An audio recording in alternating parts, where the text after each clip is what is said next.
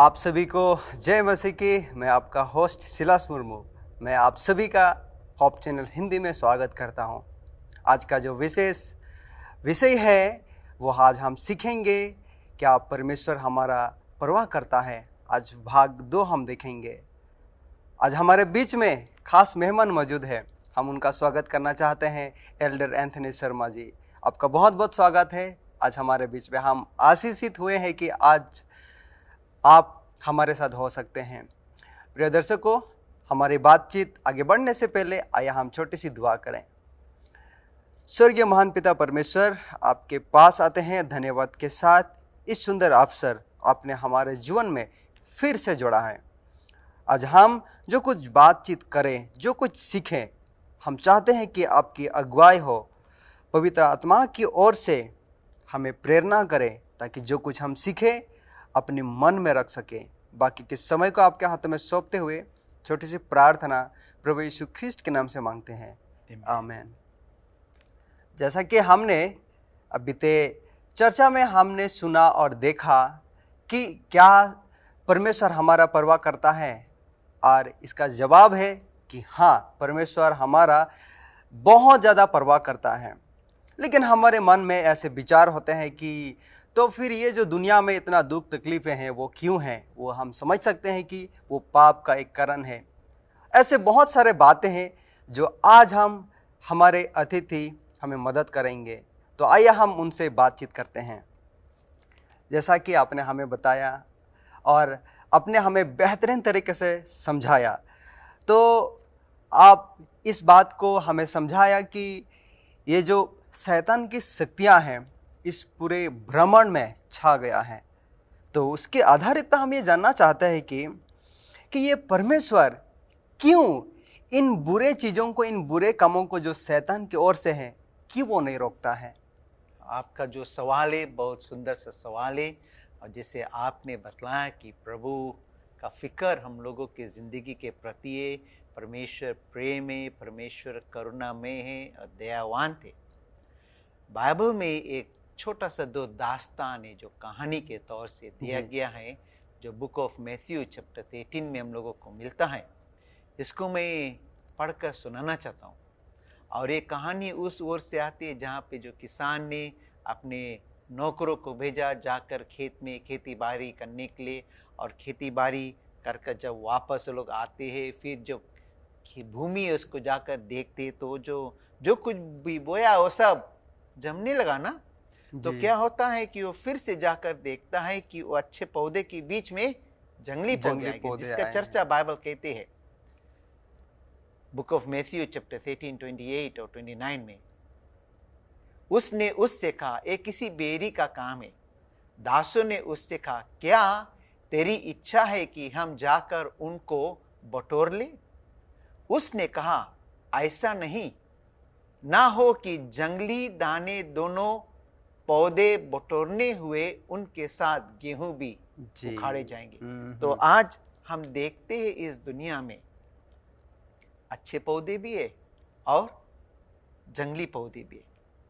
तो वहां पर जो स्वामी है अपने जो दास है उन लोगों से कहते, कटनी तक दोनों को एक साथ बनने दे जी, और कटनी के समय मैं काटने वाले से कहूंगा, पहले जंगली दाने के पौधे बटोर कर जलाने के लिए उनको इकट्ठा कर लेना, और गेहूं को मेरे खेत में इकट्ठा करो। तो एक समय आएंगे इस दुनिया में अच्छाई है, खराबी है, प्रेम का परमेश्वर देखता है, समझता है, जानता है। वो जो प्रेम का जो परमेश्वर है हर एक इंसान को भी आज मौका देता है, जो आज परमेश्वर के प्रेम से बाहर है, कि वो प्रभु के प्रेम में आ जाए। ये प्रभु के वचन के अनुसार है। तो जो खराबी आज इस दुनिया में है उसको बोने वाला शैतान है। बहुत बहुत धन्यवाद कि आपने इस बात को बताया कि परमेश्वर क्यों नहीं रोकता है तुरंत। उसके लिए परमेश्वर समय तय किया है।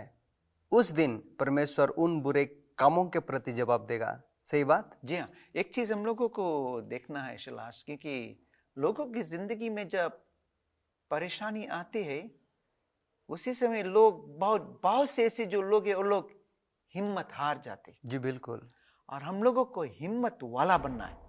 सही हम बात। लोगों को हर एक चीज के सामना करने की हम लोगों का जो सोच है वो पॉजिटिव रहना चाहिए। आमेन। और जब हम अंदर से टूट जाएंगे तो हमारे आगे जो कुछ है और हमारे जिंदगी में जो कुछ के सामना हम कर रहे, हम उसके सामना नहीं करने पाएंगे। हम लोगों को हिम्मत वाला बनना है और हिम्मत देने वाला परमेश्वर है जिसका फिक्र हर एक प्राणी के प्रति है। आमेन, बिल्कुल सही बात। बहुत बहुत धन्यवाद फिर से। के तो आपने इस बात को बताया और हमें समझाया। तो ये जो बुराई काम परमेश्वर यानी कि एक समय उन्हें छोड़ दिया है कि जो शैतान काम कर रहा है हर एक विश्वासियों को बहकाने के लिए, भरमाने के लिए, तकलीफ दे रहा है वो। तो ये जो चीज़ें बुराइयां हो रहा है, परमेश्वर क्या अनुभव करता है या हमारे प्रति या मनुष्य के प्रति जब ये सारे घटना होने के बीच से? अच्छी बात। परमेश्वर का जो फीलिंग्स हम लोगों के प्रति क्या ना, बाइबल कहते हैं बुक ऑफ जर्माया के पुस्तक में, जर्माया 29 और वर्स 11 में, क्योंकि यहोवा की ये वाणी है कि जो कल्पनाएं मैं तुम्हारे विषय में करता हूं उन्हें मैं जानता हूं, वे हानि की नहीं वरन खुशहाल ही की है और अंत में तुम्हारी आशा पूरी करूंगा। तो परमेश्वर का जो कल्पनाएं, परमेश्वर का जो प्लान हमारे जीवन के प्रति, हर एक प्राणी के प्रति, हर एक इंसान के प्रति, हर एक परिवार के प्रति, हर एक लोगों के प्रति, वो हानि के नहीं है, अच्छाई के लिए। आमेन। लेकिन जैसे मैंने कहा ना, जब लोगों की जिंदगी में कोई एक परेशानी आते है तो लोग क्या कहते, प्रभु है ही नहीं। लेकिन वो लोग भूल जाते हैं कि प्रभु है। एक उदाहरण देना चाहता हूं। जब बारिश गिरते हैं तो सूरज का जो किरण है वो चमकती है? बिल्कुल नहीं। जब बारिश गिरते, आज अभी दिन है ना जी, थोड़ी देर के लिए ये सोच ले कि गंभीर बारिश हो रहा है, लेकिन सूरज का जो किरण है वो चमकती है? कभी कभी दिखाई देता है। कहने का मतलब यह है कि कितनों भी बारिश भी गिरेंगे, बारिश के उस पार सूरज का चमक है। हमारे जिंदगी में हर एक तरह के मौसम आएंगे, लेकिन उस मौसम में हमारा साथ देने वाला हमारा प्रभु है। बहुत बहुत धन्यवाद। प्रिय दर्शकों, हमारी बातचीत आगे जारी होते रहेगी। हम मिलते हैं फिर से एक छोटी सी ब्रेक के बाद।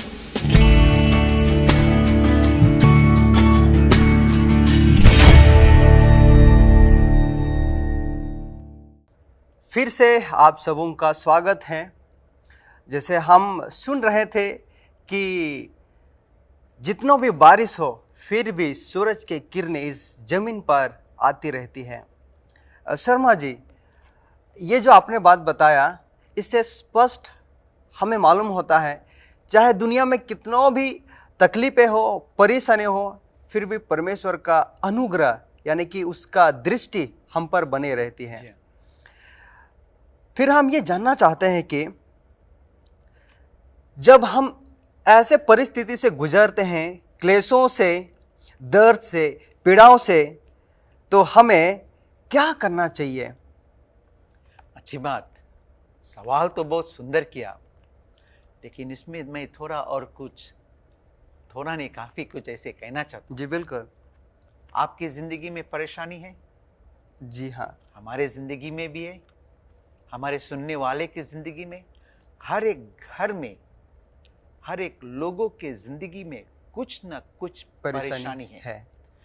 कुछ ना कुछ चिंता है। कुछ कुछ लोगों के पास छोटे परेशानी, कुछ कुछ लोगों के पास ज्यादा से ज्यादा परेशानी और चिंता है। जो परेशानी है हानिकारक है एक इंसान के जीवन के प्रति। जो परेशानी है एक इंसान को कमजोर कर देता है। जी बिल्कुल। जो परेशानी है जब अधिक मात्रा में जब एक इंसान परेशानी करेंगे, उसका जो असर है, उसका जो प्रभाव है, एक व्यक्ति के स्वास्थ्य, उसके हेल्थ पर जाते। कुछ कुछ जो लोग है जब परेशानी करते हैं, वो लोग रात को सो नहीं सकते। सबकी जिंदगी में परेशानी, लेकिन बाइबल एक सुंदर सा प्रतिज्ञा दिया, जो पहला पीटा के पुस्तक में मिलता है, चैप्टर 5 और वर्स 7 में। और अपनी सारी चिंता उसी पर, यानी कि परमेश्वर पर डाल दे, क्योंकि उसको तुम्हारा ध्यान है। ये सुंदर सा प्रॉमिस है। हमारे जिंदगी में जो कुछ भी परेशानी है, हमारे जिंदगी में, हमारे दुख के समय में, हमारे दर्द के समय में, चाहे आप खाट पर अभी लेटा होगा, किसी भी दर्द में, किसी भी रोग में, किसी भी बीमारी में, किसी भी तनाव में, यानी कि इसका मतलब यह है कि ध्यान देना मतलब परमेश्वर इन सारे चीज़ों को, हमारे चिंताओं को, तकलीफों को वो महसूस करता है। जी हाँ, परमेश्वर जानते हैं शिलास की हम अपना जिंदगी में कौन चीज के सामना कर रहे। प्रभु जानते हैं कि हमारा सफर कैसा है। जी, प्रभु जानते हैं कि हमारा मन में कौन कौन ऐसा चिंता। और आज लोग चिंता करते हैं अपने बच्चे लोगों के प्रति, अपने परिवार के सदस्य के प्रति, अगर कोई बीमार है उसके प्रति। तो लोगों के जिंदगी में चिंता है, लोगों के जिंदगी में दर्द है, लोगों के जिंदगी में परेशानी है। लेकिन जब इस प्रतिज्ञा को देखते, सुंदर सा प्रतिज्ञा जहां पे परमेश्वर निमंत्रण देते, कहते कि अपना परेशानी, अपना दर्द, अपना पीड़ा, अपना मुसीबत हमारे ऊपर डाल दो। आमीन। लेकिन एक समस्या है शिलाश, बहुत से लोग के जिंदगी में परेशानी, लेकिन लोग प्रभु को देते नहीं है, वो खुद लेते हैं। ये वो लोग खुद अपने आप कोशिश करते हैं उसके सामना करने के लिए।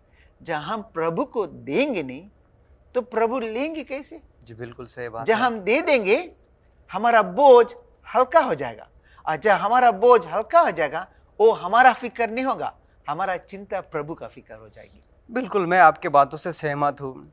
तो मेरे मन में और एक विचार आ रहा है कि ये जो दुख है या ये जो पीड़ा है, तो फिर परमेश्वर हमारे जीवन के भलाई के लिए कैसे इस्तेमाल करता है? अच्छी बात है, भी बहुत सुंदर सा सवाल है, सुंदर सा प्रश्न है। एक इंसान के जिंदगी में जो कुछ भी होता है अच्छाई ही के लिए होता है। जी, भले एक इंसान के जिंदगी में कितनों भी खराबी आते हैं, अगर उसमें अच्छाई देखे तो हम लोगों को अच्छाई मिलेगा। ज्यादा से ज्यादा समय लोग अपने जिंदगी में जो नेगेटिविटी है उसकी ओर मन लगाते, लेकिन हम लोगों को हमेशा हर एक सिचुएशन में, हर एक हालात में हम लोगों को देखना है कि इससे हम क्या सीख सके। बिल्कुल सही बात, मैं सहमत हूँ। और बाइबल कहते हैं रोमियो के पुस्तक में, रोमन्स चैप्टर 8 और वर्स 28 में, हम जानते हैं कि जो लोग परमेश्वर से प्रेम रखते हैं उनके लिए सब बातें मिलकर भलाई ही की उत्पन्न करती है। आमीन। अर्थात उन्हीं के लिए जो उसकी इच्छा के अनुसार बुलाए हुए। हमारा विश्वास जब परमेश्वर पर रही, हमारा जो आशा जब परमेश्वर पर रही, हमारा जिंदगी जब परमेश्वर पर लोलीन रहेंगे, हमारा परमेश्वर कभी हमारे साथ हानि नहीं करेंगे। जी नहीं, वो कभी हमारे साथ खराबी नहीं करेंगे। नहीं, वो कभी बर्बादी नहीं करेंगे। बिल्कुल नहीं। लेकिन हर एक हालात में जो कोई भी व्यक्ति प्रभु से प्रेम करता है, बाइबल के इस वचन के अनुसार प्रभु इसके साथ अच्छा ही करेगा। आमीन। तो हम लोगों को हर एक चीज में, हर एक हालत में हम लोगों को देखना है कि इससे, ये जो सिचुएशन रहा, इससे प्रभु हमारे अच्छाई क्या किया। क्योंकि जब मुसीबत आते हैं लोगों के जिंदगी में, हम लोगों को प्रभु को सिखाते भी है। जी बिल्कुल। तो हम लोगों को सीखना भी है, ठीक, और सीखना है और सुधारना भी है, और प्रभु को धन्यवाद भी देना है। जी बिल्कुल, मैं आपके बातों से मैं सहमत हूँ कि मनुष्य के मन में, और जैसे जो नए विश्वासी होते हैं, दूसरे धर्म से आते हैं, जो लोग पहले प्रभु को नहीं जानते थे, जब प्रभु में आते हैं तो कहीं समय उनके जीवन में बहुत सारे ऐसे मुसीबतें दिखने लगते हैं, तो उनके मन में ये सारे विचार होते रहता है कि हम तो प्रभु को ग्रहण कर लिए, हम तो प्रभु में आए, तो फिर हमारे जीवन में ऐसा क्यों, और वो लोग बहुत निराश में गिरते हैं। बहुत सुंदर सा चीज़ आप कहा, क्योंकि हम लोगों को ये देखना है, तूफान हर एक के जिंदगी में आते। तूफान के दौरान, जब मैं कहता हूं तूफान, परेशानी, मुसीबत, दुख सबके जिंदगी में है। जब ये हम लोगों के जिंदगी में आते हैं, उस तूफान के दौरान हमारा आंखें कहाँ है? तूफान की ओर या परमेश्वर की ओर? परमेश्वर की ओर। यही कहना चाहता हूं, हर एक मौसम में प्रभु को देखिए। आमीन। बहुत बहुत धन्यवाद। आप प्रिय दर्शकों, हमारी बातचीत बहुत ही खास है, आप हमारे साथ बने रहिए। हम मिलते हैं एक छोटी सी ब्रेक के बाद।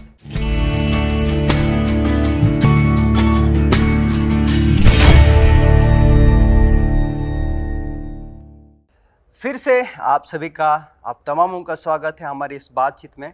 और हम लगातार देख रहे हैं कि परमेश्वर किस अद्भुत रीति से हमें अगुवाई करता है इन सारे मुसीबतों के बीच से भी। हम फिर से आते हैं हमारे अतिथि से, हम और कुछ जानेंगे, सीखेंगे।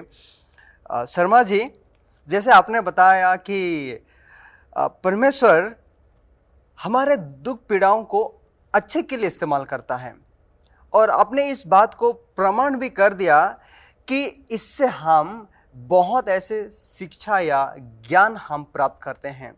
यानी ये सीखते हैं कि ये जो दुख पीड़ा है, इसमें कुछ ऐसी बातें छिपे हैं जो हमें जानना बहुत ही ज़रूरत है।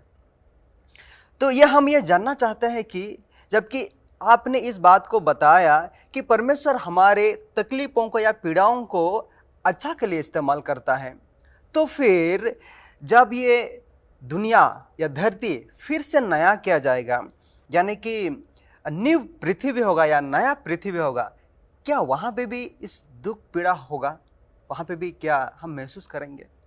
बहुत सुंदर सा प्रश्न आपने किया। जब बाइबल को हम देखते हैं, परमेश्वर का ये जो धर्म किताब है, हम लोगों को हर एक मौसम में आशा देता है। और आज इस संसार में दर्द है, पीड़ा है, परेशानी है, और बहुत से ऐसे जो लोग हैं वो इस दुखी दुनिया से थक गया। बिल्कुल सही। और कुछ ऐसे जो लोग हैं अपना जिंदगी से इतना थक चुके हैं कि वो गलत कदम उठा लेते। मैं उन लोगों से ये कहना चाहता हूं, हम लोगों को जिंदगी में हर एक सफर में हर एक चीज के सामना करने की शक्ति थामे प्रभु से, हिम्मत नहीं हारे, क्योंकि एक समय आएंगे, बाइबल कहते हैं हम लोगों को, शिलास बुक ऑफ रेवलेशन चैप्टर 21 और वर्स 4 में, इसको मैं पढ़कर सुनाना चाहता हूँ क्योंकि बहुत सुंदर सा प्रतिज्ञा है। वह उनकी आंखों से सब आंसू पोंछ डालेगा, और इसके बाद मृत्यु ना रहेगी, और ना शोक, ना विलाप, ना पीड़ा रहेगी, पहली बातें जाती रहेगी।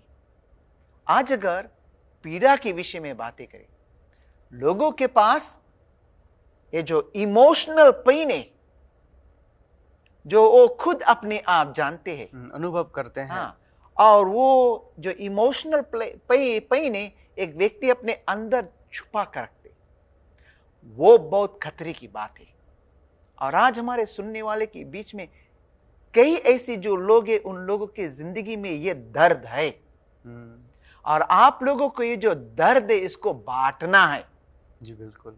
लेकिन ये याद दिलाना चाहता हूं, बाइबल के वचन के अनुसार एक दिन आएंगे, जितने भी दर्द आज इंसान अपने जिंदगी में ढो रहे, शरीर में ढो रहे, उसका अंत होगा परमेश्वर के वचन के अनुसार। आमीन, आमीन।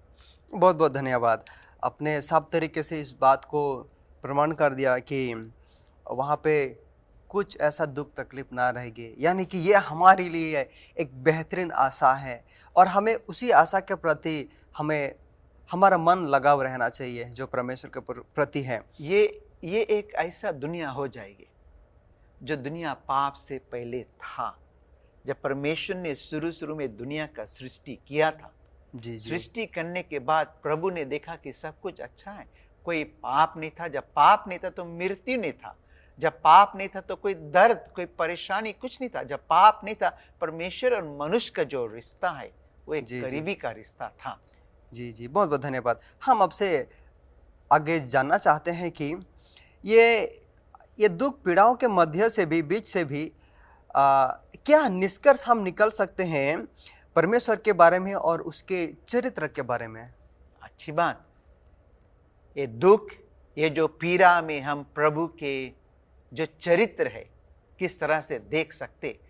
बाइबल कहते हैं हम लोगों को बुक ऑफ रेवलेशन चैप्टर 15 और वर्स 3 में कि हे सर्वशक्तिमान प्रभु परमेश्वर, तेरे कार्य बड़े और अद्भुत है। हे युग युग के राजा, तेरी चाल ठीक और सच्ची है। तो हम देख सकते हैं यहाँ पर विशाल, परमेश्वर सच्चा है। परमेश्वर जो है वो परमेश्वर सच्ची है।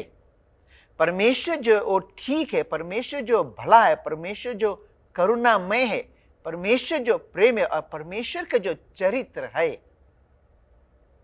इंसान के प्रति वो कभी नहीं बदलेंगे, क्योंकि परमेश्वर का जो चरित्र है वो युगान युग हमेशा के लिए रहेंगे। दुनिया बदल जाएंगे, ये जो दुनिया का मौसम बदलते, इंसान बदलते हैं, लेकिन प्रभु का जो चरित्र है वो कभी नहीं बदलता। और सबसे खास चरित्र परमेश्वर का यह है कि परमेश्वर प्रेम है और उस प्रेम में आज हम जिंदगी बिताते। तो ये कहना चाहता हूं, आज तूफान हर एक लोगों की जिंदगी में है। ये कहना चाहता हूं कि परमेश्वर का फिक्र हम लोगों के जिंदगी में है। जिंदगी के प्रति परमेश्वर ने अपना प्रेम हम लोगों को क्रूस के द्वारा दिखाया और वो दर्द के विषय में समझते। बहुत बहुत धन्यवाद। मैं बहुत आशीषित हुआ हूँ कि जिन विचारों ने आपने मुझे मदद किया, और मुझे उम्मीद है कि हम आगे चल के भी और को बहुत कुछ सीखेंगे। तो मैं चाहता हूँ कि हमारा इस प्रोग्राम को आखिरी करते हैं। आप हमें आखिरी की प्रार्थना में अगुवाई करें। हम धन्यवाद देते हैं प्रभु, आपका फिक्र हर एक इंसान के प्रति है। हम सब के ज़िंदगी में जो कोई तरह के तनाव, परेशानी, दर्द है, उसको तू लीजिए प्रभु, और हम सबको एक सुंदर सा ज़िंदगी दे जहाँ पर हम सब आप ही पर आशा और भरोसा रखकर जीवन बिताए। प्रार्थना यीशु के नाम, आमीन। आमीन।